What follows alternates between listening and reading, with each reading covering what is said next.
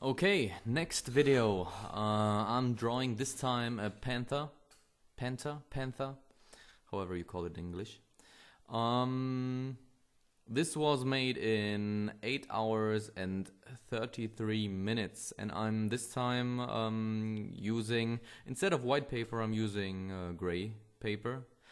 And I found out that actually it sped up my painting because the gray color is kind of now the medium gray color I would normally use for this drawing. And before, when I would use like white paper, the color white, if I leave it out, it would be only for the highlights. So basically the gray is helping me in so many more areas, which is on the one hand quite practical, and overall, when it's not always this white background, it gives the whole painting a different mood, I'd say.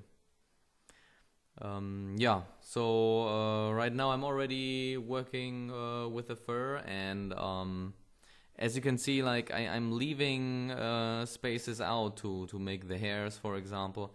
And what you really need to do when you're drawing the fur is that I know it sounds like a lot of work, but you draw basically every single hair, and also with the right length, because people can see that when they look at your drawing. And Panther itself has, I'd say that the hair of a panther isn't so long. It kind of differs though. For example, around his neck the hair is a little bit longer than around his, I'd say, cheeks or jaw bones. And around where his nose is and where his teeth are, this is where the hair is the shortest. And by the way how you are drawing the hair, you also can give it a three-dimensional shape. So of course you don't make all the hair let's say horizontal. You have a shape of the skull beneath it, and the hair is laying over this form, so the hair should shape the form of the whole head. And so you do everything step by step. So first you use the same gray color. Let's start with a lighter gray, not too much pressure. I'm only using a black pen, by the way, only black and white here, no grayscale. And by applying pressure, you make like a light gray tone, a darker one, until like a pitch black one.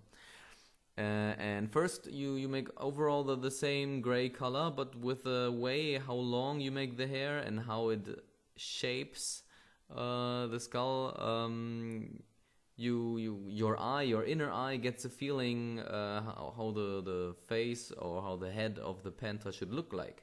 And in the next step, and this is what I'm doing right now, you are applying on specific parts darker tones to shape the head, to give the illusion of shadow and illusion of three-dimensionality. But like how the picture is right now, I wasn't like 100% content, so you will see that around the cheek area of the panther's face I will kind of darken everything a little bit more into one tone, because it looks a little bit too unsteady. Yeah. And the electric eraser I'm using also helps to apply some highlights. So you have basically two ways of making the highlights. Either you're directly leaving spots out on the paper, or you can use the electric eraser, and you can kind of remove your black color there. So here you can see where you're really getting the highlights. I mean, the eye itself has a little white spot. The nose, because it's wet, is reflecting, you know.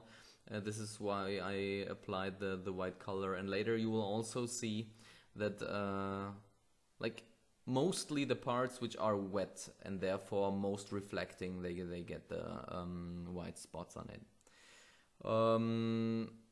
Yeah, right now I am working on the teeth of the panther.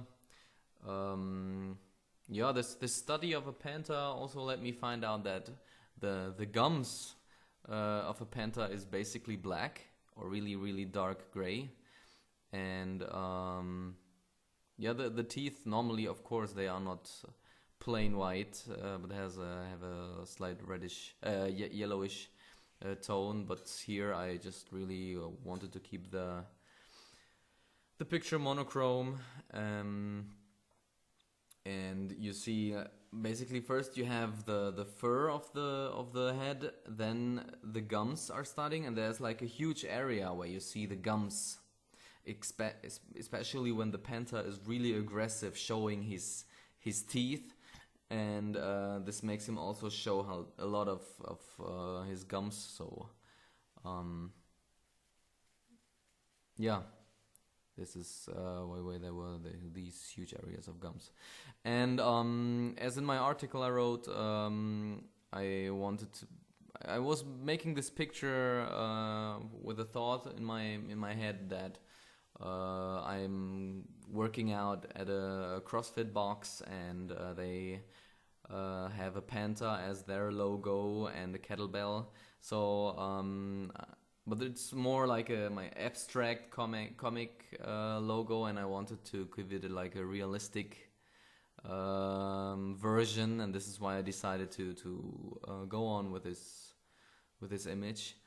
And I wanted to make this kettlebell in front of the panther's head, and you see it was basically like a yellow kettlebell, and yeah, it is kind of rusty, so you have this used look up on it, and you really need to pay attention on where the light is coming from. And I'm really happy how the handle of the kettlebell turned out, because you can get these nice reflections, and it's really three-dimensionally looking. And yeah, I'm kind of shaping the kettlebell, and that is basically the picture. Thanks for listening.